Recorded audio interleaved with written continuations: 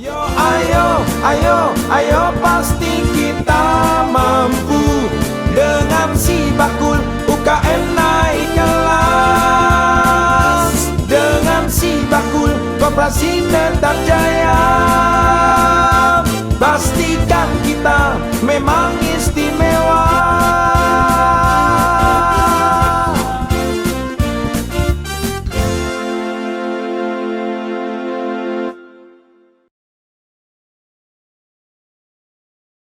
One 6.1 Geronimo The Real Sound of Jogja. Ketemu lagi di Kak Joda, tentunya kali ini kita barengan lagi sama si Dilan, si Bakul Jajati Somilangkori, di mana acara ini terselenggara oleh Dinas Koperasi dan UKM Daerah Istimewa Yogyakarta dan tentunya didukung sepenuhnya oleh Dana Keistimewaan Yogyakarta.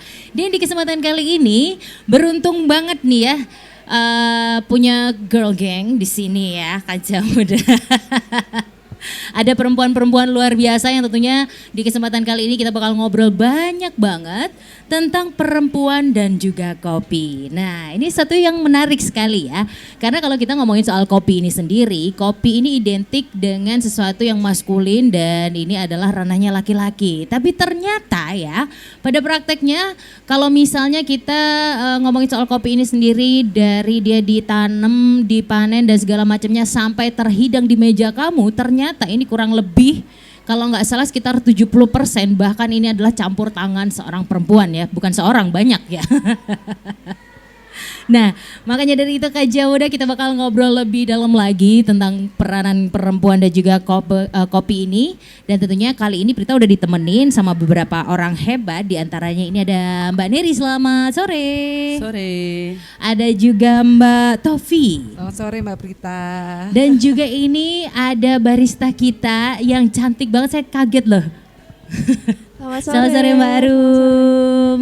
Cantik sekali, luar biasa. Saya merasa senang sekali karena tentunya di kesempatan kali ini sekali lagi kita bareng-bareng perempuan-perempuan yang luar biasa di bidangnya masing-masing. Dan balik lagi kita ngomongin soal kopi nih ya. Di kesempatan kali ini seperti yang saya utarakan tadi di awal, karena kalau misalnya kita ngomongin kopi ini sendiri ya, Mbak Neri, Mbak Tofi dan juga Mbak Arum ini adalah dominasi laki-laki, terkesan maskulin. Kayak itu perempuan minum kopi, masa iya gitu kan ya, perempuan minum kopi. Tapi ternyata saya sendiri adalah penyuka kopi garis keras. Belum hidup kalau belum minum kopi. Kalau misalnya kita langsung aja ke Mbak Neri. Ini sebagai seorang pecinta kopi yang juga konon kabarnya ini lahir di daerah kopi di Sumatera sana. Nah, kalau dari Mbak Neri sendiri tentang tema kita kali ini adalah membahas tentang kopi dan perempuan. Dari Mbak Neri sendiri, seperti apa sih yang selama ini Mbak Neri lihat sendiri atau saksikan sendiri tentang peranan perempuan dan juga di dunia kopi ini sendiri? Oke, selamat sore semuanya ya. Selamat sore. Senang banget bisa sharing hari ini. Seperti saya bicarakan tadi bahwa saya lahir di Sumatera di perkebunan kopi itu Gunung Dempo, lereng Gunung Dempo itu setelah gunungnya ada kebun teh. Nah, setelah dari kebun teh itu ada perkebunan kopi. Di sanalah saya lahir. Oke, full kafein ya? Iya, full kafein. Kalau saya sangat berkesan sekali ya dengan kopi, karena kopi ini buat saya bukan cuman buahnya aja, karena waktu kecil saya belum begitu mengenal kopi. Sebelum saya mengenal biji kopi, saya mengenal pohonnya dulu. Pohonnya ini menurut saya artistik dan bunga kopi itu harum banget. Itu apa ya? Kayak melati, kayak khas banget ya. Nah, di perkebunan kopi ini keterlibatan perempuan itu sangat di kebunnya ya. Jadi perempuan itu ikut membersihkan kebun kopi yang ditumbuhi oleh rumput. Terus juga membantu para lelakinya untuk mengambil tunas. Tunas itu cabang yang tidak akan tidak akan berbuah gitu ya. Itu juga perempuan juga terlibat di situ. Kemudian pada saat panen tentu saja lebih dominasi laki-laki. Nah, setelah panen bijinya itu jemur. Sebagian besar penjemuran kopi itu secara tradisional dilakukan oleh para perempuan. Oke. Ya. Kemudian ada tahap lagi dia diolah menjadi biji kopinya. Kalau itu ada yang mesin, ada juga kalau tradisional lagi masih yang tumbuk ya istilahnya ditumbuk. Itu juga dilakukan oleh perempuan. Terus ketika dia sudah siap menjadi kopi itu sangrai secara tradisional juga oleh perempuan. Terus dikemas, pengemasannya kalau di Sumatera itu dulu juga sebagian besar oleh perempuan. Mungkin juga di sini juga perempuan juga lebih besar ya. Jadi keterlibatan kopi ini sebelum sampai ke mejamu itu adalah tangan perempuan. 75% seperti mungkin hampir seperti luar itu, biasa. ya. Banyak hal-hal menarik ya, termasuk tadi saya baru tahu hari ini seriously adalah kalau bunga kopi itu ternyata wangi. Wangi banget. Pasti suka kamu. Ya. Jadi kalau saya merantau nih ya dari tamat SMP, saya SMA di sini.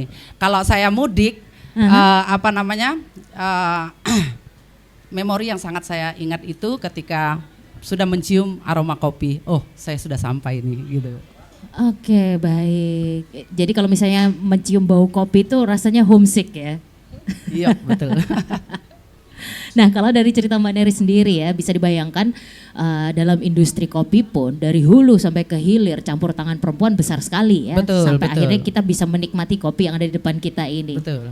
Luar biasa sekali. Nah, kalau misalnya kita ngomongin lagi nih ya tentang mendobrak stigma kalau misalnya kopi ini adalah sesuatu hal yang maskulin.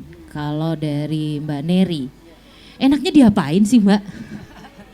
Saya tidak pernah melihat kopi itu maskulin karena saya lahir saya melihat ibu dan bapak saya dan kakak adik perempuan saya, sepupu perempuan saya juga mengopi. Jadi saya tidak melihat bahwa kopi itu maskulin. Mungkin beda dengan situasi di sini ya. Kalau di sini mungkin hanya branding ya mungkin kita harus membranding lagi bahwa perempuan dan kopi itu juga tidak terpisahkan gitu loh. Oke. Karena memang dari kecil udah melihat proses dari tunasnya bahkannya dari biji dari biji ya. Sampai akhirnya bisa terhidang udah tahu secara langsung. Betul. Ternyata itu bukan cuman laki-laki aja, perempuan bahkan punya andil yang besar di situ ya. Sebagian besar karena kalau laki-laki untuk kopi itu masa tanam dan masa panen.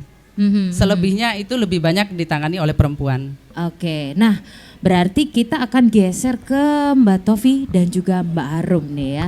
Tentang sesuatu yang sudah mungkin cukup melekat sama kita. Kopi itu ya bapak-bapak gitu kan ya yang minum kopi.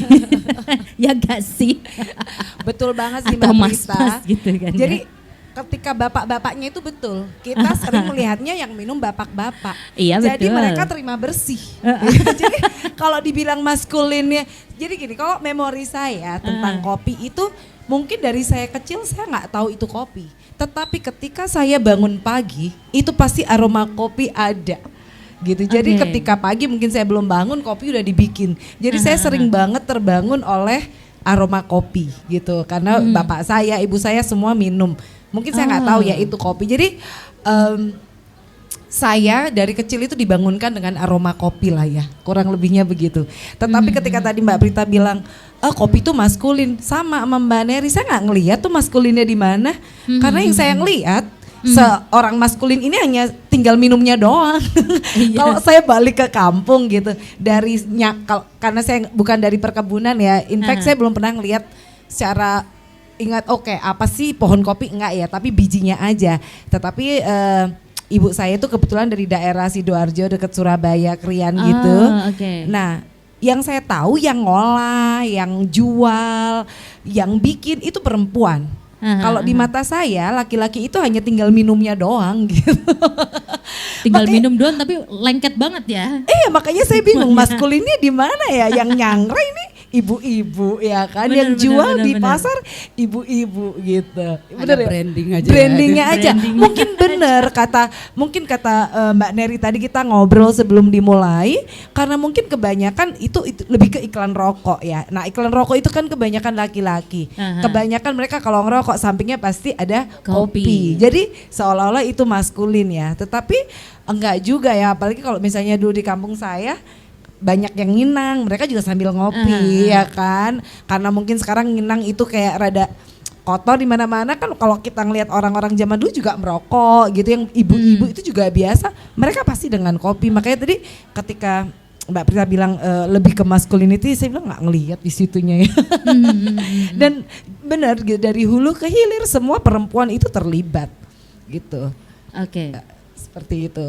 Oke, kalau dari pengalaman Mbak Arum sendiri nih. Sebenarnya kurang lebih saya memiliki diambil dari hal kecil dulu, dari lingkup keluarga. Ayah juga pecinta kopi. Cuman saya nggak lihat juga dari sisi maskulinnya, karena biasanya ayah yang minta kopi, request kopi ke ibu saya, kemudian ibu saya yang buat, ayah saya yang tinggal minum aja. Kakak laki-laki saya juga tinggal Bu mau kopi, terus habis itu nanti dibuatin kopi sama ibu saya, kakak saya cuma tinggal minumnya aja. Oke, bener banget ya. Tinggal minumnya aja, tapi brand itu tuh jadi lekat. Betul, sama laki-laki. Seolah-olah pasarnya hanya untuk laki-laki betul. ya, padahal dari prosesnya lebih banyak perempuan yang terlibat. Dan yang minumnya juga banyak perempuan sebenarnya. Sebenarnya, tapi entah kenapa tuh iklan banyak yang laki-laki. Nah itu dia nih, ini yang masih menjadi misteri ya. Tolong ya Coffee Makers, besok iklannya perempuan-perempuan. Karena maksudnya secara personal sendiri, dulu saya masih ingat waktu masih kecil, kalau misalnya mau kopi itu kan bikin sendiri, Mbah Buyut saya. Betul. Disangrai sendiri, terus dihancurin sendiri kayak gitu loh. Nggak ada cowok yang mau ngerjain juga sih, Ya by kan, the betul way. kan, Iya. Mbak Buyut perempuan juga Iya, kan. betul. Saya masih mengalami proses itu. Masih mengalami proses yang dari biji mentah disangrai, ditumbuk pakai kayu itu, Betul. terus diayak pakai ayaan kayak saring teh itu, terus sampai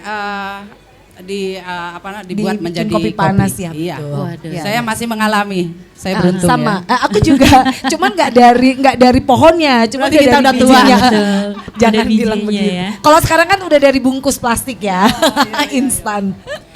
Oke. Tapi kalau misalnya kita ngomongin soal relevansi ya, relevansi perempuan sebagai konsumen kopi.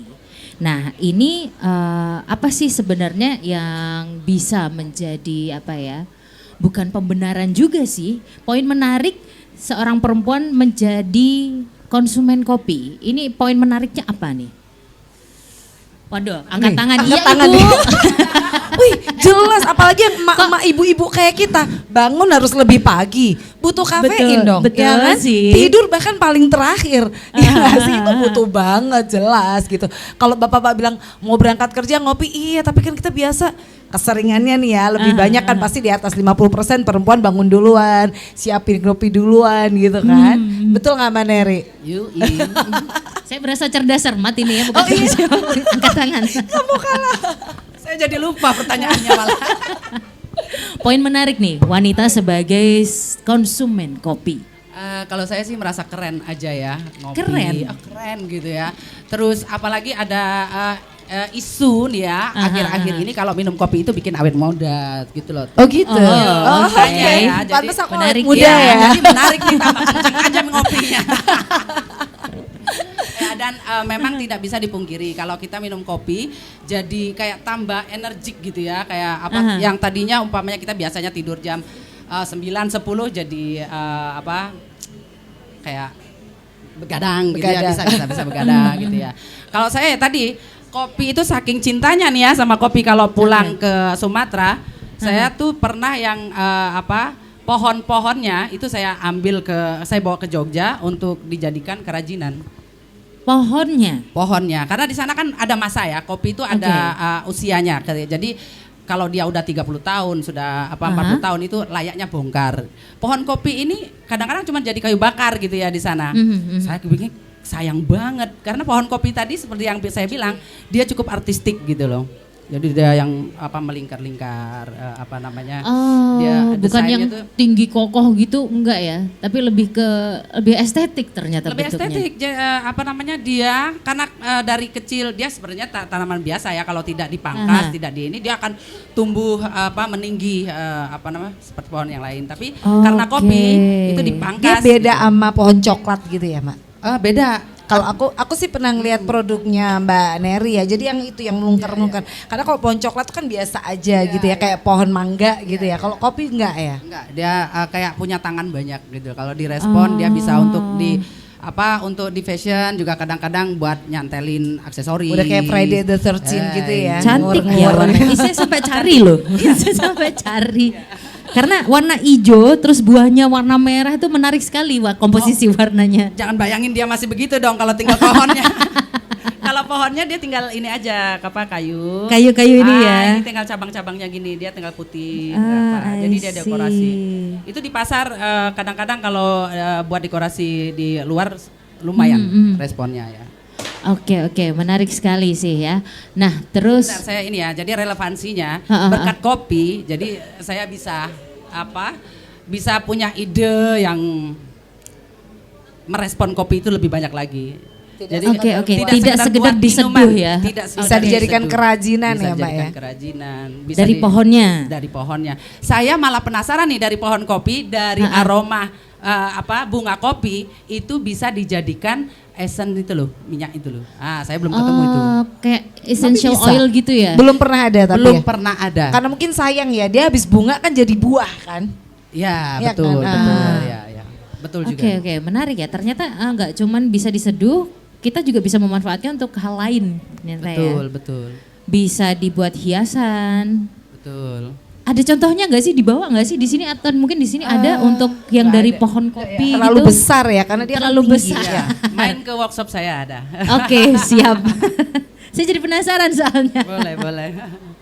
Oke, baik. Nah, kalau misalnya dari Mbak Neri, Mbak Tovi, terus juga Mbak Arum sendiri, kalau misalnya kita sekali lagi ngomongin kopi kan ya kita hari ini, favoritnya apa sih? Saya.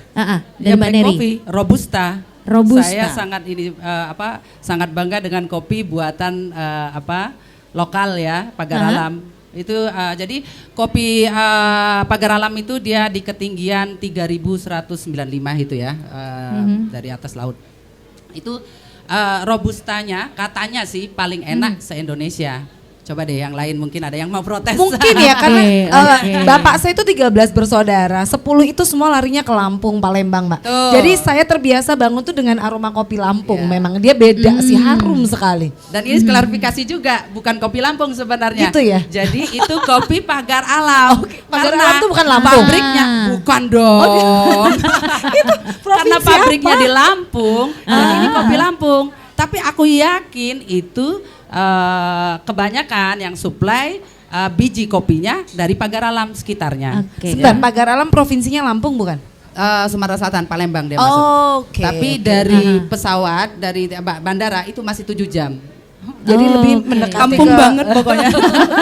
Oke. Tapi indah banget top sumpah. Iya. Tapi kalau misalnya ngomongin di daerah Sumatera sendiri, bisa diceritain sedikit nggak sih, in the brief aja, pemetaan perkebunan kopi gitu, ada di mana aja nih kira-kira? Di Sumatera hampir semua sudut Sumatera itu ada perkebunan kopi ya. Ada Bang Uco tuh kopi Mandailing ya. Terus ya dia Arabica ya Bang. Ya Arabica. Terus Padang dia ada juga kopi Padang. Kopi Padang juga lebih ke Arabica juga ya. Nah kalau yang di Sumatera sendiri itu lebih banyak saya Pagar Alam sekitarnya Sumatera Selatan itu lebih banyak Robusta. Lebih banyak Robusta. Ya. Oke, karena mungkin saya masih masih ada di pikiran saya, masih cukup melekat gitu kan ya. Kalau misalnya kopi dari Sumatera itu kebanyakan adalah Arabica. Oh ya. Berarti Arabica itu yang daerah Sumatera Utara sama Sumatera Barat. Sumatera Barat dan Utara. Ya. Itu paling banyak. Medan dan Padang ya. Itu yang Arabica. Ya. Oke, baik. Ternyata hampir semua titik di Sumatera ini ada perkebunan kopi. Betul, karena banyaknya secara geografis kita banyak gunung-gunung atau bukit-bukit ya. Setahu saya memang kopi ini membutuhkan suhu yang lebih dingin. Oke. Kalau Mbak Tovi, Ya. favoritnya apa nih? Sama sih, karena kalau Arabica itu buat saya asem ya. Aha, Saya kurang suka. Padahal Arabica itu kan lebih mahal sebenarnya ya. Jadi kalau saya tetap Robusta juga. Nah, Oke. tadi kalau secara geografis Indonesia tuh penghasil ya. Kita ini kan sama Mbak Neri ini sama. Kita itu kan jualan handicraft ya, jadi eksportir. Jadi kadang kita pameran ke luar negeri, kita sering ke luar negeri. Itu hebatnya kopi-kopi Indonesia itu ada di supermarket dan di kafe-kafe di seluruh dunia loh. Oke. Itu luar biasa Ambilnya banget. malah dari Indonesia ya. Iya, terkenal banget loh kopi kita itu. Luar biasa dan mahal Berarti malahan. kualitasnya Dan nggak dia- usah diragukan dong Oh ya. jelas, dan dia lebih mahal loh dijual di sana. I see. Brazil sebenarnya kalau yang lebih ini kan Brazil, tapi punya kita tidak kalah. Saya nggak tahu, atau mungkin dia punya rasa sendiri ya. Kalau harganya, kalau aku ngeliat di luar karena mungkin ekspor ya, atau dari mereka import, itu dia lebih mahal juga. Memang punya kita tuh lebih sebenarnya kita patut berbangga nih ya sebagai penghasil kopi. Mungkin bukan terbesar karena setahu saya yang terbesar tuh Brazil. Untuk bukan penghasilannya tapi yang beredar di Dunia. Di dunia. Oke. Nah, sebenarnya challenge untuk kita bahwa kita sangat potensi sekali untuk bisa mengekspor lebih banyak lagi kopi. Karena kopi kita sangat diminati. Permasalahannya bahwa karena saya ya, bapak saya juga agen kopi, agen biji kopi gitu ya. Berusaha untuk cuman bisa di lokal aja. Karena kalau kita sampai mau ekspor, persyaratannya sangat banyak sekali dan rumit. Nah itu urusan diplomat kita ya. Jadi para masalah iya diplomat petaninya kita. ya. Jadi sebenarnya gini, waktu itu kita sempat ikut grup diskusi, forum grup diskusi ya. Jadi kelemahan kita ini Mbak, kalau kita ngomongin masalah ekspor itu adalah di teksnya. Jadi barang-barang Indonesia yang masuk ke negara-negara tertentu itu masih sangat tinggi. For example, misalnya kita masuk Jepang itu minimal 20%, sedangkan dari Vietnam, Thailand dia 0%. Gimana kita mau bersaing harga? Makanya tadi saya bilang Mbak Neri, harga kopi kita lebih mahal karena teks importnya itu mungkin yang mahal. Sulit juga untuk Iya, izin. iya. Karena bukan urusan rumit. itu akhirnya urusan politik sih Mbak. Jadi harusnya bagaimana pemerintah kita itu bisa bernegosiasi seperti itu. Oke, baik. Itu ya yang bikin mungkin sedikit tersendat ya. Ini untuk kopi jadi persebarannya. rumit amat ya sampai Betul. sampai di Ini biasanya sore-sore sama kopi lokal ya. Keren, kopi lokal kita tuh keren. Luar biasa. Tidak kalah sama luar. Betul sekali. Saya juga sempet ya iseng banget di satu waktu gitu kan nyobain kopi dari ujung Sumatera sampai Papua. Nyobain satu-satu gitu. Kalau dulu sih masih aman, sekarang udah nggak aman karena asam lambung. Tapi saya tetap nekat, gimana pun saya cinta sama kopi. Tapi kok katanya kalau sebenarnya kalau kopi murni itu malah nggak bikin asam lambung ya Mbak, terutama yang Arabica. Sepertinya seperti itu. Soalnya pun sampai sekarang pun saya masih mengkonsumsi kopi juga masih ya udah. Kali fine stresnya aja. Mbak yang bikin asam lambung. Sepertinya begitu. Makanya saya bodo amat gitu. Iya betul. Aku heran juga ya kenapa orang selalu kopi, nyalahin iya. kopi ya, biang kerok banget. Makanya Itu Itu Itu. enggak loh sebenarnya. di tempatku ya, karena kita selalu minum kopi, semuanya serba kopi gitu ya. Jarang banget yang asam lambung, Malah GERD bikin atau apa. relax ya. Oke. Iya oke. benar. Jadi- Atau karena tadi ya seperti kopi si Topi bilang, karena beli kopi yang campuran ya, yang sudah Iya dipabrikan. betul. Jadi Sudah dia campur. yang kayak sasetan Iya. itu kan kopi palsu lah ya in bracket. Nah itu sebenarnya yang bikin sakit. Jadi kalau malah murni Iya. itu malah enggak Mbak. Jadi coba beli biji kopi dan Oke. di roasting sangrai sendiri. ya. Di roast sendiri. Sayang kan kalau sampai nggak minum kopi Betul, lagi. sedih banget. Soalnya aku sempat berhenti sih sebenarnya, sempat berhenti terus tapi karena ya udah nggak bisa lanjut deh. Oke, kita lanjut ke Mbak Rum nih. Tadi seneng sama Robusta. Kalau dari Mbak Arum nih favoritnya apa nih? Kalau saya sendiri favoritnya sama Robusta, soalnya nggak bisa yang asam-asam. Padahal kalau Arabican kita juga mungkin baunya enak ya. Betul sekali. Aroma-aromanya ada yang coklat ataupun rasa yang lain. Cuman kalau saya pribadi kalau Arabican itu terlalu strong buat saya. Jadi kalau buat mungkin saya juga punya asam lambung tuh kurang bisa dinikmatin. Jadi tapi- saya pilih yang agak aman aja. Oke, tapi kalau emang rasanya sih Arabica luar biasa sih. Kalau dulu masih aman, saya selalu pesan espresso double shot. Kadang minta triple shot. Wow. Itu enak banget, serius. Oke, nah kita masih berbicara soal kopi ini nggak akan pernah ada habisnya. Kalau misalnya teman-teman di sini pada suka kopi, ini bakal jadi obrolan dari pagi sampai pagi lagi nih ya. Betul. Panjang banget. Tadi aja kita jadi tahu persebarannya kopi ini jadi agak sedikit sulit karena memang soal teksnya tadi, ternyata cukup tinggi ya, 20%. Sepertinya seperti itu karena produk-produk kita yang lain juga sangat tinggi teksnya untuk masuk ke negara-negara tertentu ya. I see, Gitu terutama. Jadi istilahnya tuh diplomat kita masih kurang negosiasinya. Gitu. Sama Oke. standar ya, standar kekeringan. Itu standar kekeringan. Terus untuk mendeskripsikan bahwa kopi ini layak untuk ekspor, itu perjalanannya panjang. Ya. Harusnya bukan petani, ini bukan urusan petani kopi, karena petani kopi tidak akan sanggup untuk Sampai membuat segitunya ya. penjelasan itu. Jadi harus hire dari ini lain gitu loh. Oke, ini semoga cepat terselesaikan ya, Amin. biar juga lancar Ya. perputaran kopinya ini. Karena seperti yang mau saya tanyakan ke Mbak Neri, Mbak Tofi ataupun Mbak Arum, sebenarnya untuk kopi ini supaya dia itu bisa jadi sesuatu alat yang bisa memberdayakan perempuan di dunia kopi ini, baiknya gimana gitu? Betul. Gak perlu angkat tangan. Atau ya? dari Mbak Arum dulu deh, angkat tangan juga boleh. Kalau dari saya pribadi mungkin buat generasi milenial yang para masih muda-muda, kopi sendiri tuh bisa dijadiin buat teman, buat nemenin aktivitas ataupun kegiatan kita. Mungkin mahasiswa itu kan biasanya lagi pusing-pusingnya nugas ya, lagi skripsian atau kuliah, itu bisa banget nongkrong terus kita curahin stres kita, isi pikiran kita, keluh kesah kita pakai minum kopi. Karena secara nggak langsung kita pasti beban yang ada di pikiran kita tuh pasti tiba-tiba hilang aja dengan minum kopi, karena kopi tuh bikin kita ngerasa nikmat gitu, bikin enjoy gitu. Gak perlu laki ya, kopi aja. Iya. Nah, cuman bagi milenial juga nih biasanya kan galau-galau, sedih-sedih. Itu juga bisa banget kalau biasanya teman-teman aku, sedih banget nih, ngopi aja yuk nongkrong. Itu bisa banget buat ningkatin kegiatan Mood sosial ya. kita, buat ketemu bareng teman-teman ataupun ngelupain hal-hal yang sedih-sedih gitu sih. Ya. Oke, kalau dari Kamu ada kopi anti galau ya? Nanti kita pesen ya sama barista yang satu ini ya. Bikin ya, kopi anti galau gitu. Oke, kalau dari Mbak Tofi. Kalau saya dengan kopi ini, jadi saya kan punya anak perempuan saya tuh udah besar ini yang ada di depan nih. Oke. Dia seharusnya udah kuliah ya. Jadi ketika pandemi itu karena saya ini pebisnis ya, jadi anaknya diajarin bisnis. So waktu kita pandemi kita bikin bisnis bersama gitu.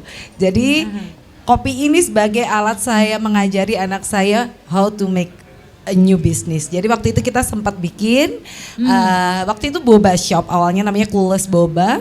Kemudian Oke. karena aduh nih kayaknya perkembangannya orang sering nanya kopi, akhirnya kita bikin kopi. Gitu. Jadi dengan anak saya tuh namanya Jovinka Karens. Jadi kopi bagi saya adalah alat untuk saya mengajari anak saya berbisnis. Oke, itu ya. Kopi bisa menjadi suatu alat untuk memberdayakan Betul. perempuan itu sendiri. Dan pegawai kita ini dulu rata-rata saya memang sengaja cari part timer. Anak waktu itu kan waktu pandemi anak sekolah kan online. Jadi kita itu anak SMA, anak kuliah, jadi kita semuanya part timer. Dan memang kebanyakan akhirnya perempuan. Kita waktu itu pegawai kita ya 70% perempuan gitu. Ya enggak yang barista amat ya, karena kita kan lebih ke kayak grab and go gitu ya. Jadi kita sih kursinya cuma 2, 3, 4 seperti itu. Jadi kita waktu itu mengajari, kita tetap pakai kopi murni gitu, cuman tidak yang kemudian dengan alat yang sangat mewah. Kita ada alat tapi yang sederhana ketika itu. Seperti itu. Oke, baik. Intinya kopi nggak harus yang mahal juga ya alatnya. Kalau kita ngeliat itu kan, kopi di kafe, gila alatnya berapa puluh juta gitu kan. Iya, Nah betul. itu enggak sih, kita bisa pakai alat yang hanya waktu itu sekitar 2-3 juta juga menghasilkan kopi yang luar biasa. Karena kopi kita dari Indonesia itu sudah enak sekali. Oke. Lanjut kita ke Mbak Neri. Saya ya. Oke, di kesempatan ini saya mau campaign sedikit tentang kopi Gunung Dempo ya. Saya karena dengan real kita mencintai produk kopi lokal, ini secara otomatis kita akan berdampak kepada pemberdayaan perempuan. Seperti saya bilang tadi, karena 75% kopi ini diolah oleh perempuan. Nah, bukan hanya lokal, ketika pihak mungkin pihak pemerintah bisa membantu kopi-kopi kita agar bisa diekspor dengan lebih mudah gitu loh. Dengan seperti itu keberlangsungan petani-petani kopi itu akan semakin bersemangat. Karena saya sedih banyak lahan kopi itu dibongkar, dipotong karena harga kopi yang tidak seberapa mahal. Mereka mengganti perkebunan kopi ini dengan kebun sayur atau apa. Bisa dibayangkan kan kalau ke depannya petani katakanlah mutung dengan menanam berkebun kopi karena tidak income-nya tidak seberapa gitu kan. Kalau sayur itu bisa dipanen 3 bulan, 6 bulan bisa dipanen. Sementara kalau kopi kita harus menanam kopi itu paling tidak bisa dipanen 5 tahun. Berumur 5 tahun baru panen pertama. Jadi investasi ya, mari kita menyemangati ya para petani agar jangan ganti prosesi kita sama-sama mencintai kopi lokal, kopi Indonesia, nggak harus Pagar Alam, nggak harus Gunung Dempo gitu ya, agar perempuan-perempuan di Indonesia terlibat lebih banyak lagi. Oke, gitu. Baik. Nah, dari obrolan kita dari tadi, saya cukup penasaran untuk tanya ke Mbak Arum nih ya. Maksudnya Mbak Arum ini kan yang terjun langsung bisa dibilang di hilirnya untuk serving coffee gitu kan ya. Pengalaman apa sih yang cukup menarik ketika bekerja di bisnis ini gitu? Oke, jadi pertamanya saya tuh sebenarnya bukan pecinta kopi gitu. Kayak biasa aja gitu sama kopi. Cuman pada awalnya saya kayak mencari kegiatan lain yang lebih positif buat menyambil kuliah, jadi nggak cuma kuliah aja, pengen deh punya explore yang lebih lagi, nggak cuma kuliah. Terus saya kepikiran nih, tertarik untuk coba tantangan, karena saya waktu itu tahu saya kurang suka kopi, mungkin belum terbiasa minum kopi. Akhirnya saya coba mendaftar sebagai part-time barista. Waktu itu pertama kali jadi barista tuh saya di relasi, itu di situ mulai belajar mengenal kopi-kopi, jenis-jenis kopi, terus cara pembuatan kopi seperti apa. Cuman ternyata jadi barista tuh nggak cuman kopinya aja, nggak cuman buat kopi aja. Selain kita ngelayanin customer, ketemu langsung sama orang banyak, kita juga sebenarnya tahu sih gimana kita dengan ikhlas itu menyajikan minuman kopi. Jadi nggak cuma dituang, dikasih air atau gimana. Jadi setiap buat kopi itu sebenarnya lebih gimana ya, lebih puas memakai kalau hati mencurahkan hati. Oke. Karena kalau kita lihat misalnya customer nih pesan kopi, minumnya habis itu kita jadi ngerasa enak juga, bahagia juga, senang juga. Jadi secara nggak langsung itu juga bikin mood sebagai baristanya tuh naik, ataupun sebagai customer mungkin udah dibuatin kopi yang enak itu jadi bahagia gitu. Oke, awalnya nggak terlalu suka tapi terus terjun, akhirnya stay di situ ya. Kerasan. Iya, lumayan kerasa. Ternyata awalnya kan saya berpikir kalau kopi itu cuman minuman pahit yang mungkin bisa diminum bapak-bapak doang, anak muda mungkin kurang suka, anak muda mungkin sukanya boba atau apa gitu.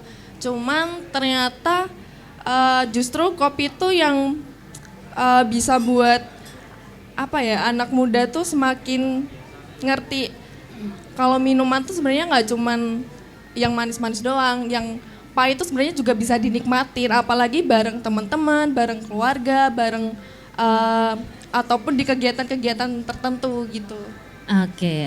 Dengan pengalamannya Mbak Arum sebagai barista, terus Mbak Tofi yang mana juga dulu sama putrinya pernah membuat usaha yang berhubungan dengan kopi. Ini yang dari lahir di perkebunan kopi, begitu kan ya Mbak Neri. Nah, kira-kira menurut perempuan-perempuan hebat di depan saya ini bertiga, apa yang menjadikan kopi itu enak? What makes a good coffee? Kalau saya sih, Angkat tangan boleh. kalau bagi saya kopi itu sih bring up memory ya ketika saya kecil, karena orang tua saya sudah meninggal semua. Jadi kalau saya menghirup aroma kopi itu teringat ketika saya dibangunkan dengan aroma kopi, kemudian saya melihat ibu dan bapak saya. Itu bring up memory saya lebih ke situ. Nah, kalau tadi mungkin kayak Mbak Arum bilang, anak muda sekarang tuh bisa menikmati kopi karena dulu sebenarnya orang tua kita kan curang ya.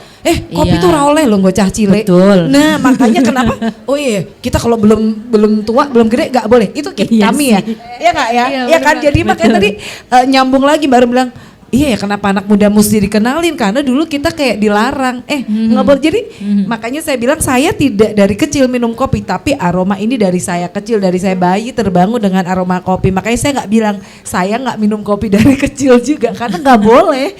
Kayak Iya, betul. orang ilo cah cili orang pareng gitu. Buat saya kopi itu bring up Lebih ke Memory. memori ya. Ya. Oke. Kalau dari Arum? Kalau saya sih sebenarnya juga sama, lebih ke memori, karena sebenarnya kalau saya pribadi tuh belum bisa yang kayak merasakan benar-benar 100% menikmatin kopi, cuman saya melihatnya tuh dari kalau kita minum kopi sama teman itu ataupun keluarga ataupun siapapun itu pasti itu bakal kerasa lebih bermakna pertemuan itu, ataupun waktu itu pasti bakal lebih berharga gitu. Oke. Kalau dari Mbak Neri? What makes a good coffee? Kopi. Everything. Semuanya enak ya? Jadi karena semuanya ya, ketika saya nyebut kopi, saya langsung sama memori gitu ya. Nggak cuman kopi yang ada di atas meja, saya langsung kalau kopi itu perkebunan, aroma bunga, kopi pergunungan, Gunung Dempo. Karena tadi Itu dibilang semua ya ada Mbak di Neri saya. ya, lahirnya bukan pakai ASI, dia dikasihnya Ada kopi. Iya. Oke, baik. Punya pengalamannya masing-masing dengan kopi. Mungkin saya pengen bertanya sama teman-teman yang ada di depan saya ini ya. Ada nggak sih yang punya pengalaman menarik dengan kopi? Atau mungkin ketika dengar yang namanya kopi, kira-kira itu apa yang ada di pikiran teman-teman? Mungkin dari Mbak yang di depan sini kali ya. Terima kasih. Oke, saya Uut. Kopi itu sama kakak yang tengah tadi, bring up memory tentu. Itu jadi saya tuh dilahirkan di pedesaan sama. Jadi tiap musim bunga kopi, mungkin Kak Neri tahu. Kalau di tempat saya Kak, kopi kalau pas bunga kopi itu musimnya dingin. Dingin banget. Dingin banget gitu. Terus kalau kopi itu everything juga. Kalau panen itu mencicipi biji kopi yang udah matang itu enak, manis banget ya Kak ya, manis banget kayak gitu. Terus jadi ini sih kalau sekarang malah seringnya kalau ngopi itu seringnya ke kopi instan, padahal lebih enak yang kopi ini Kak sih, lebih dari biji langsung. Pokoknya kalau kopi itu is everything. Iya, terima kasih. Terima kasih. Terus satu lagi deh. Nah, ini kayaknya punya pengalaman menarik juga nih sama kopi. Selamat sore Mbak Cantik. Sore, dari Lini Galeria, dari manajemen Galeria. Sebenarnya saya emang tidak penikmat kopi, tapi saya punya histori dengan kopi. Saya pernah tinggal di Pagaralam. Bapak saya punya kebun kopi di sana, Tanjung Sakti ya. Oh, deket banget tetangga. Iya, betul. Di sana. Jadi ada nilai historinya, ada perkebunan. Saya ingat waktu kecil di tahun 86 sampai 90 saya tinggal di sana. Saya ingat kebunnya itu bentuknya berbukit. Cantik banget ya. Iya, saya pernah kalau bahasa Jawanya gelundung, apa sih? Gelundung dari atas sampai ke bawah kayak gitu. Terus kebunnya masih sih, tapi belum diapa-apain ini sama orang tua. Paling dititipin aja sama saudara di sana. Kapan-kapan balik bareng aku. Iya, pengen banget. Iya. Itu sih nilai historinya. Berarti dari situ apa ya? Saya ada memori kopi itu everything ya, segalanya ya. Segalanya. Ketika segalanya karena orang tua bisa menghidupi saya dari bayi sampai umur 4 tahun gitu. Sampai saya balik ke Jawa seperti itu. Itu aja sih, terima kasih. Terima kasih. Bahkan yang tidak menikmati kopi pun punya histori tersendiri atau kenangan tersendiri dengan kopi ya. Luar biasa kalau kita ngomongin soal kopi. Sebelum kita lanjut obrolannya, kita boleh dong minta tepuk tangannya dulu nih buat narasumber-narasumber kita yang ada di depan sini ya. Balik lagi, kita kan tadi membicarakan tentang kopi, gimana caranya dia menjadi alat untuk bisa berperan dalam pemberdayaan perempuan. Nah, setelah itu, setelah kita ngomongin kopinya, kita akan sedikit bergeser tentang konsumennya sendiri. Saya ataupun juga teman-teman lain yang di sini yang mungkin kebetulan juga coffee lover juga gitu, coffee holic atau apapun itulah sebutannya ya. Peranan kita sebagai konsumen untuk pun juga bisa ikut serta mengambil peran dalam pemberdayaan perempuan di industri kopi ini, baiknya seperti apa? Saya berharap konsumen semakin banyak ya, konsumen perempuan-perempuan yang mencintai kopi gitu ya. Tapi jangan berlebihan juga ya, katanya kalau berlebihan. Ya bisa juga dari perempuan-perempuan ini tidak sekedar membuat kopi itu hanya minuman, bisa mengemas kopi ini serbuk kecantikan atau kopi sebagai terapi atau kopi sebagai dekorasi atau apa. Jadi banyak hal yang bisa diolah dari kopi. Okay. Jadi mengajak ya para konsumen ini lebih banyak lebih mencintai kopi karena ada sisi kesehatannya asal tidak berlebihan. Kedua konsumen juga mencoba apapun yang ditawarkan dari produsen kopi. Umpamanya tadi ya kalau ada serbuk kopi untuk kecantikan atau serbuk kopi untuk aroma atau serba kopi lah.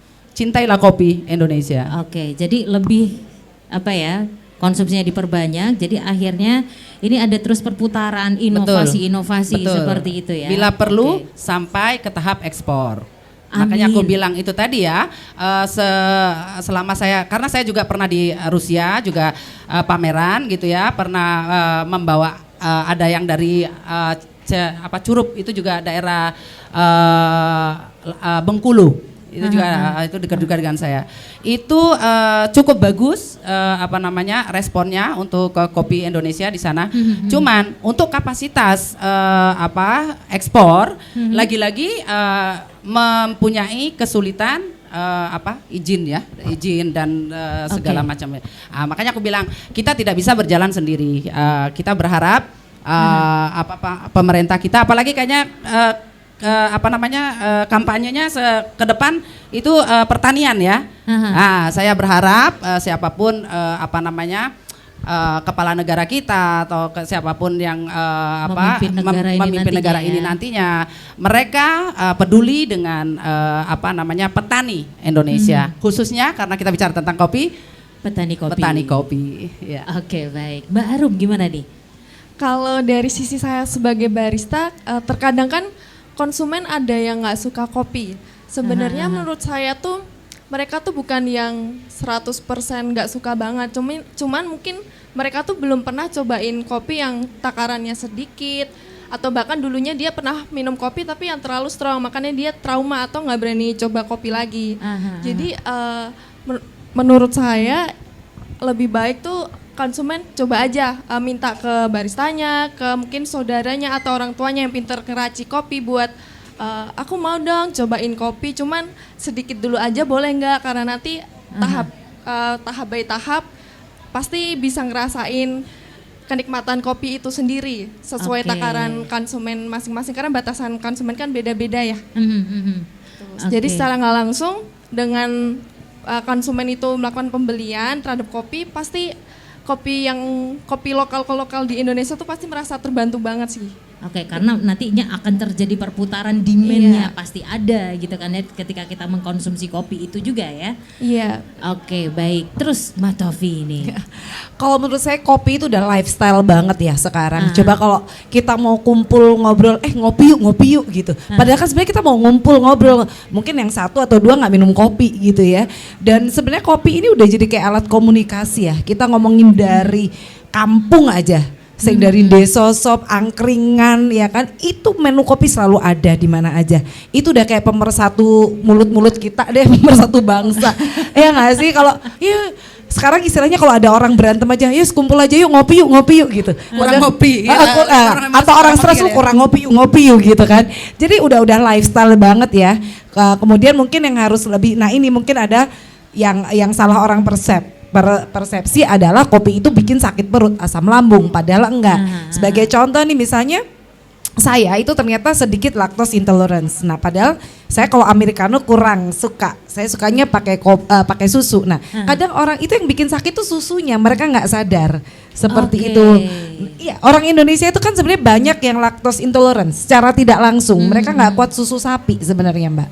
Nah, itu mungkin yang sebagai barista juga akan bisa edukasikan gitu ke pecinta kopi yang terbaru, jangan salahin kopinya. Yang salah itu teman-teman kopinya sebenarnya. Mungkin belum apa-apa udah trauma dulu tuh. Iya. Plus orang tua kita tuh kan cacili ora ilok ngombe kopi nggak boleh. Betul. Jadi itu udah kayak sugesti, oh kopi itu nggak baik, nggak sehat. Nah, nanti nggak bisa tidur. Iya. Padahal juga ngantuk-ngantuk aja. Iya, ya, itulah persepsi yang salah atau stigma yang udah ada di kepala kita dari kecil. Jadi kurang diluruskan gitu. Oh kopi itu sebenarnya benefitnya begini. Nah yang salah itu ininya. Nah itu mungkin yang harus lebih kita ini. Tapi memang kalau untuk kayak perempuan hamil kan nggak boleh banyak kopi karena terlalu banyak kafein. Jadi hanya itu aja. Tapi seolah-olah nih perempuan nggak boleh lo banyak kopi ya kalau lu hamil aja gitu. Atau gini, aku pernah gini ya, disamain gini. Ih cewek kok ngopi gitu. Sama kayak cewek kok ngerokok gitu ya. Kayaknya kayak kakak adik tuh kopi sama rokok gitu. Stigmanya gitu ya, kurang oke gitu ya. Padahal kalau dipikir, kalau perempuan kayak lu ngeteh aja, teh itu kafeinnya juga tinggi. Malah teh itu yang bikin perut perih. Kalau saya ya, asam lambung kumat nih, minum teh, itu langsung muntah-muntah.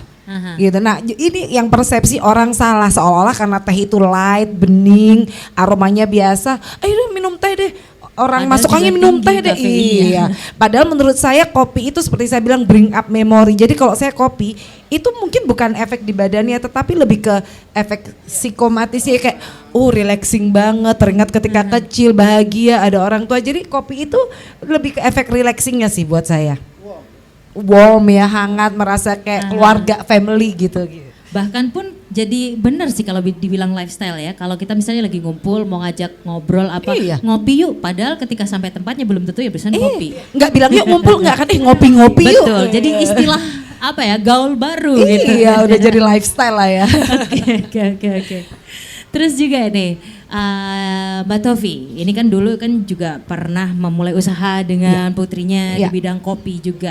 Dengan saat ini begitu maraknya usaha-usaha kopi, mungkin dari yang keliling, gerobakan atau bahkan mungkin coffee shop. Nah, menanggapi fenomena seperti ini, apa yang ada di pikiran Mbak Tovi atau di benak Mbak Tovi ini? Ya itu kopi tuh luar biasa ya, sebenarnya udah dari segala kalangan gitu kan, mau dari yang tua sampai yang muda, makanya sampai supermarket kecil yang kita temui di pinggir jalan pun sekarang mereka berjualan gitu. Karena saking mereka bisa melihat marketnya yang luar biasa. Sekarang tuh udah kayak everyone needs coffee. Karena itu tadi bahasa ngumpul aja udah ngopi yuk gitu. Iya kan gitu. Makanya bisa dilihat itu marketnya sangat besar sekali, luar biasa. Nah otomatis ketika supply dan demand ya Mbak ya, ketika dia demandnya banyak ya supply-nya akan seharusnya meningkat. Nah itu tadi itu akan memberdayakan perempuan lagi, seperti dibilang Mbak Ner, itu 75% yang ada di dalam industri kopi itu sebenarnya perempuan. Hanya iklannya aja sekarang banyak laki-laki. Jadi PR-nya apa? Ya iklannya sekarang banyakin perempuan ya gitu.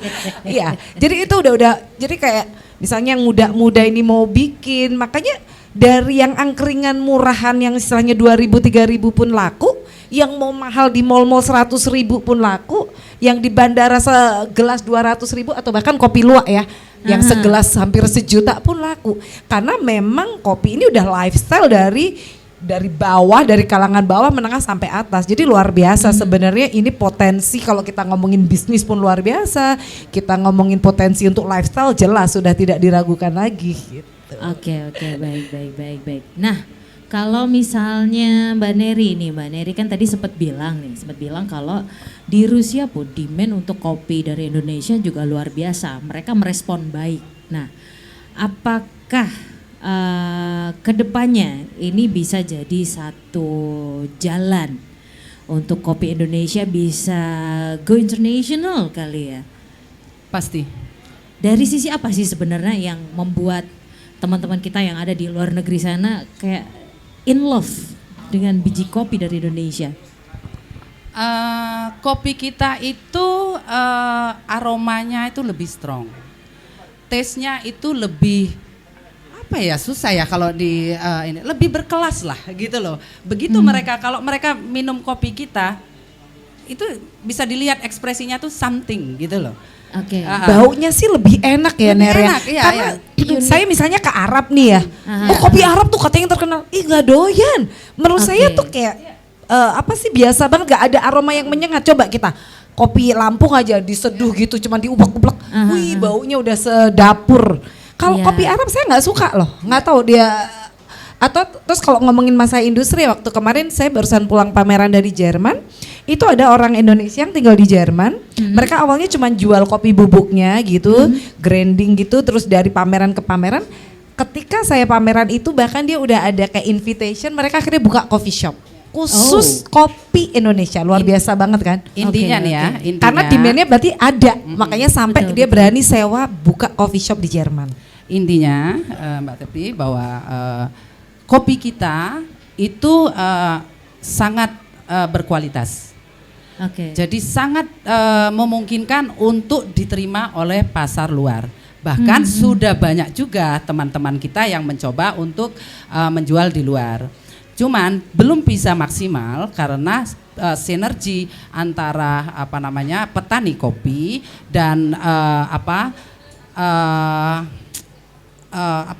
yang mengurusi ekspor, karena makanan dengan kerajinan beda ya Tof. Iya, kalau betul. kerajinan lebih gampang, kita tidak terlalu Jadi banyak. mungkin regulasi di negara Regulasi, ya. tujuan, misalnya kayak masuk Amerika kan harus ada FDA-nya. Nah, Nah, gitu, standar macam mereka itu, tinggi. ya. Nah, itu sebenarnya mungkin PR pemerintah kita Ya. bagaimana mensponsori atau memfasilitasi Edukasi juga, supaya ya. bagaimana bisa mendapatkan standar-standar itu. Ya. Atau paling nggak dari pemerintah itu omong nih ke koperasi kopi. Nih ya, kalau kemarin nih kita di Jerman misalnya, kemarin kita tanyakan standarnya apa.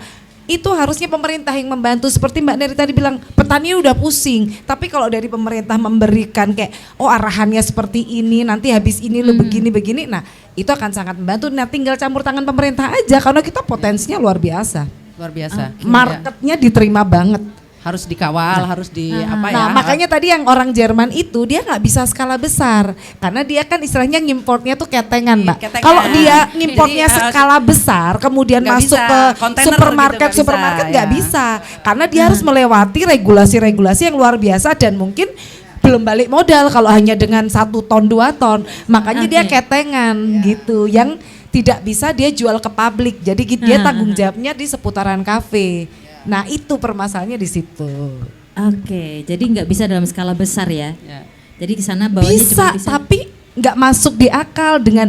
Jadi Mbak untuk mencari sertifikasi itu mahal sekali. sekali, ya. Itu kan harus dibagi. Emang bisa berapa ton sih sebulan untuk menutup? Karena biayanya tuh puluhan ratusan juta. Karena sertifikasinya nggak cukup satu. Pengecekannya itu nggak cukup dapur kamu atau pabrik kamu, itu harus dilihat dari petaninya sampai selesai pengepasannya. Itu luar biasa, dibutuhkan istilahnya ya jerbasuki mawa beo gitu. Kalau nggak ada duit ya nggak gimana ya Ner ya, emang begitu Mbak. Jadi kalau berharap petani biasa dari kampung nggak ada informasi, sekali ada diajak ke luar negeri untuk pameran ya nggak bisa ekspor Mbak. Cuman itu gini ya, rumit juga. saya cukup bangga dengan generasi muda milenial sekarang yang ada di Pagar Alam. Mereka sudah mencoba untuk membuat kemasan sendiri. Salah satunya adalah kopi petik merah. Jadi petik merah ini cuman kopi yang merah aja yang dipetik. Yang bijinya waktu masih merah itu masih ya? merah. Jadi biji kopi itu ada merah, kuning, hijau ya. Ada gradasi ya. Oke.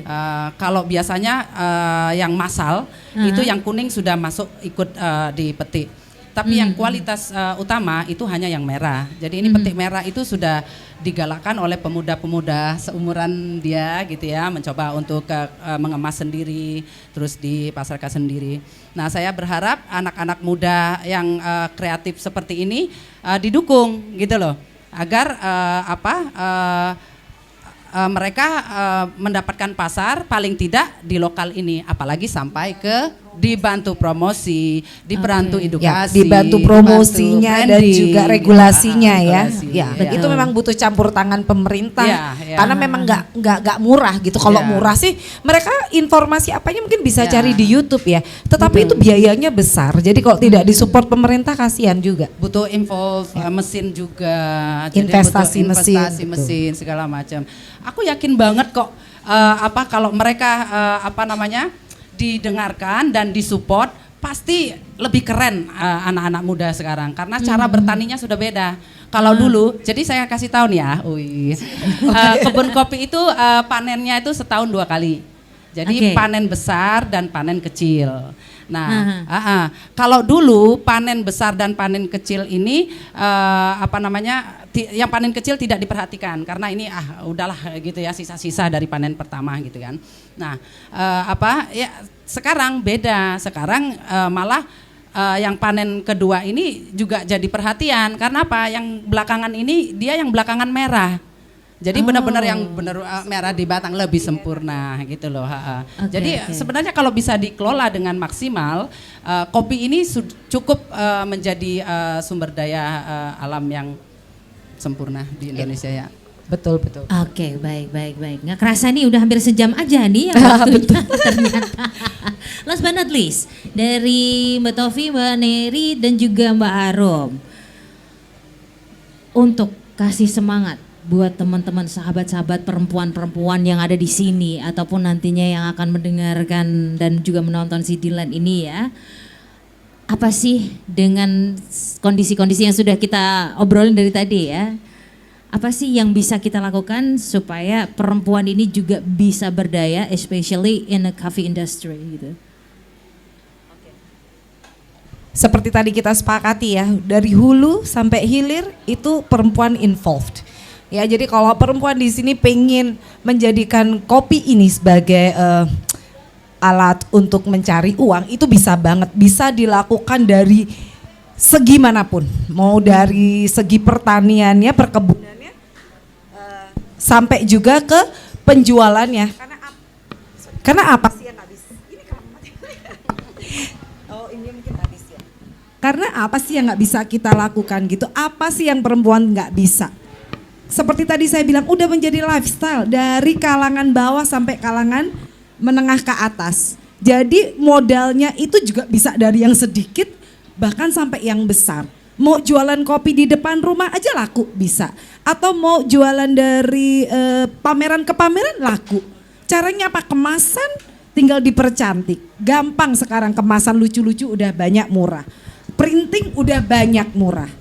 Terus apalagi kemampuan marketing jelas bisa. Orang sekarang kita mau jadi CEO perusahaannya juga bisa, mau jadi pemilik coffee shopnya juga bisa. Ya contohnya nih saya, anak saya yang masih SMA pun bisa. Tinggal skalanya mau seperti apa disesuaikan dengan kemampuan. Jadi menurut saya nggak ada kata ya nggak ada modal. Kata siapa modal kopi 10.000 gelas nggak nyampe 100.000 kalaupun mau bisa. Sekarang semua jual lewat sorry ya saya sebut kayak Shopee, Grab. Udah dari rumah, disambi ngomong anak bisa. Jadi intinya tinggal kemauan aja, modal 100.000 jalan kok mbak. Gitu, jadi nggak ada kata, aduh susah nih, apalagi tadi kopi dari segala kalangan bisa.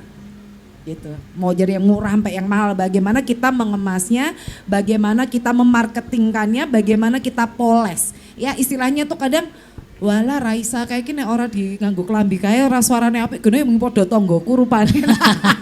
Istilahnya begitu, bagaimana kita mempoles, bagaimana kita mempercantik istilahnya gini, baju ya ketika dipakai artis keren banget. Padahal itu mungkin dari Shopee 100.000 gitu. Itu kan lebih bagaimana kita memajangnya. Jadi bagi perempuan jangan takut untuk memasuki industri kopi karena dari hulu sampai hilir tinggal kamu merasa pedenya mau mulai dari yang mana nih gitu. Oke. Kemauan aja pasti bisa.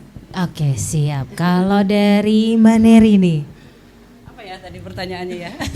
Kalau bingung ya, aku berapi-api banget ya. Oke, untuk penjualan kopi segala macam tadi sudah saya kayaknya sudah cukup banyak ya. Saya mau perspektif yang lain nih kasih. Jangan minum kopi hanya lewat dari mulut ke perut dan lewat begitu saja. Jadi jadikan minum kopi sebagai sumber inspirasi. Luar biasa. Iya kan? Karena kopi itu sangat bisa membuat kita kreatif. Oke. Kopi pada pengalaman saya nih ya, kopi itu nemenin saya ngamplas gitu, nemenin saya angkut-angkut. dolar. Ya. Jadi mungkin dari saya seperti itu ya, jadikan itu. Oke, baik. Kalau dari Mbak Rum nih ya? Mungkin kalau dari saya sebagai mahasiswa administrasi bisnis, kopi tuh bisa banget dijadiin ide bisnis karena kekreativitasan kita itu bisa nemuin nih kopi tuh nggak cuma dijadiin minuman aja, tapi bisa kayak misalnya hair care, masker rambut atau body scrub. Karena perempuan tuh sekarang kan siapa sih yang nggak pakai body care, siapa yang nggak merawat tubuh, itu sebenarnya bisa banget dari yang bahannya tuh alami kopi. Karena saya sendiri juga di rumah kadang keramas tuh pakai bubuk kopi juga. Oke. Gitu, jadi gimana caranya kita nemuin kopi itu dijadiin ide bisnis gitu.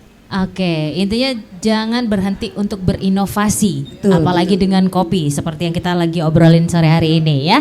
Baik, sekali lagi terima kasih untuk ketiga narasumber kita, ada Mbak Arum, Mbak Tofi dan juga Mbak Neri. Yo ayo pasti kita mampu dengan si bakul UKM naik kelas, dengan si bakul Koperasi Tetap Jaya. Pastikan kita memang